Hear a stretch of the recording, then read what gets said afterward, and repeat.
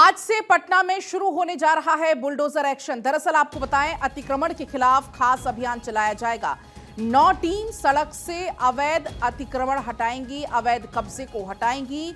11 बजे से यह प्रक्रिया शुरू होगी। इसके लिए बाकायदा पहले नोटिस दिया गया और लोगों से कहा गया कि अगर आपका हिस्सा, आपकी दुकान, आपका मकान अवैध अतिक्रमण के हिस्से में आ रहा है तो आप उसको स्वयं से हटा लें, और अगर आप स्वयं नहीं हटाएंगे तो फिर हमारी तरफ से हटाया जाएगा।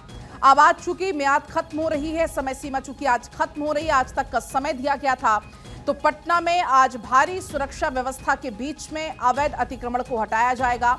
जो रास्ते हैं उन्हें अतिक्रमण मुक्त कराया जाएगा। अतिक्रमण के खिलाफ बड़ा अभियान बिहार की राजधानी पटना में देखने को मिलने वाला है। बुलडोजर अभियान चलाया जाएगा। 9 टीम होंगी जो कि सड़क पर मौजूद होंगी, अलग अलग हिस्सों से अवैध अतिक्रमण को हटाएंगी और इसके लिए बाकायदा सुरक्षा व्यवस्था भी रखी जाएगी। सुरक्षा व्यवस्था के बीच में ये कार्रवाई आज की जाएगी। पहले नोटिस दिया गया था और नोटिस में साफ तौर पर आज तक का जिक्र था कि आपको 2 मई तक हटाना होगा, और अगर 2 मई तक खुद से नहीं हटाया जाएगा तो फिर सरकार की तरफ से, प्रशासन की तरफ से इसको हटाया जाएगा। तो पटना में बुलडोजर कार्रवाई देखने को मिलने वाली है आज, और ऐसे में कड़ी सुरक्षा व्यवस्था के बीच में ये तस्वीरें सामने आएंगी। 9 टीम को इसके लिए तैनात किया गया है। 9 टीमें होंगी जो इस कार्रवाई को अंजाम देंगी। दरअसल आपको बता दें कि पटना नगर निगम और जिला प्रशासन ने ये कार्रवाई संयुक्त तौर पर शुरू की है, और इसके लिए नोटिस के बाद 24 घंटे के अंदर खाली करने का पहले ही नोटिस थमाया गया था। सर्वेश हमारे साथ जुड़ गए हैं ज्यादा जानकारी लेकर। सर्वेश, क्या कुछ और जानकारी है? कितने बजे से ये पूरा अभियान शुरू होने वाला है, क्योंकि 9 टीमें क्यों मौजूदगी रहेगी जो कि अवैध अतिक्रमण को हटाएंगी?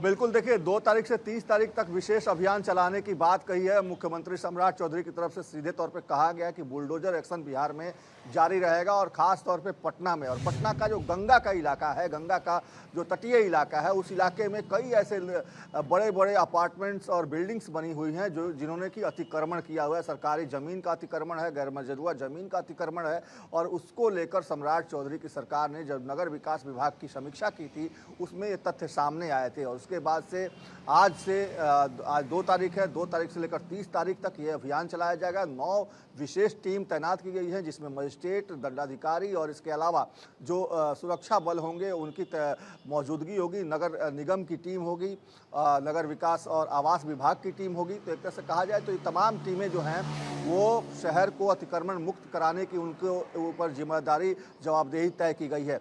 माना जा रहा है कि 11 बजे के बाद ये तमाम टीमें एक तरह से कहा जाए तो एक जगह इकट्ठी होंगी। उसके बाद 12 बजे से अतिक्रमण अभियान चलाने के लिए अलग अलग दिशा में ये टीमें भेजी जाएंगी। मुख्य तौर पे देखा जाए तो दीघा का जो इलाका है, दीघा से लेकर अशोक राजपथ तक जाने वाली जो सड़क है, उस सड़क के किनारे जो गंगा का इलाका है, उस इलाके में जो कई ऐसे अपार्टमेंट हैं, जैसे कि गंगा एन्क्लेव।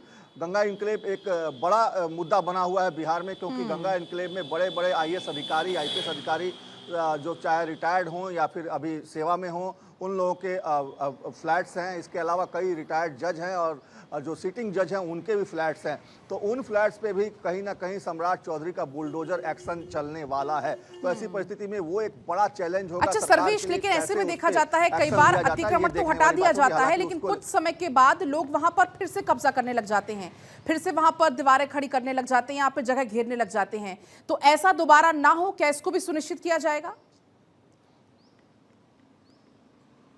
जी बिल्कुल, देखिए पहले ही जो है मार्किंग की गई है और लोगों को बता दिया गया है कि मार्किंग करने के बाद कि आपके मकान का इतना हिस्सा जो है अतिक्रमण में पाया गया है और इसको तोड़ा जाएगा। उसके लिए नोटिस भी उनको थमा दी गई है। इसके अलावा जो फुटपाथ पे जो लोग अतिक्रमण कर लेते हैं या किस तरीके से कोई झुग्गी बना लेता है, कोई अस्थायी दीवार खड़ी कर लेता है, तो उनको भी नोटिस थमाई गई है। और साथ ही ये जो विशेष टीम बनाई गई है, इसका काम आगे भी यही होगा कि धावा दल बनाया गया है। जो धावा दल अतिक्रमण हटाए जाने के बाद लगातार उन इलाकों में सघन धावा बोलेगा और उसकी चेकिंग करेगा कि फिर से कोई अतिक्रमण तो नहीं कर रहा। अगर वैसा करता हुआ कोई पाया जाएगा तो उस पर जुर्माना ठोका जाएगा, उसको जेल की हवा भी खानी पड़ेगी और उसका फिर से जो अतिक्रमण किया जाएगा उसको तोड़ा भी जाएगा। तो एक तरह से ये विशेष अभियान चलाए जाने की पूरी प्रक्रिया जो है सम्राट चौधरी ने फिक्स की है और उसके तहत कार्रवाई होनी है। पलक।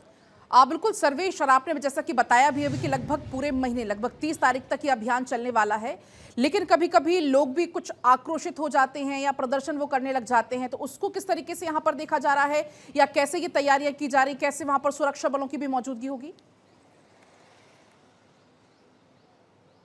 जी बिल्कुल, जो 9 टीमें बनाई गई हैं उसमें सुरक्षा बलों की भी मौजूदगी होगी। बताया जा रहा है कि जहां पे जिस तरह की ज़रूरत होगी, अतिरिक्त पुलिस बल को भी अलर्ट पे रखा गया है।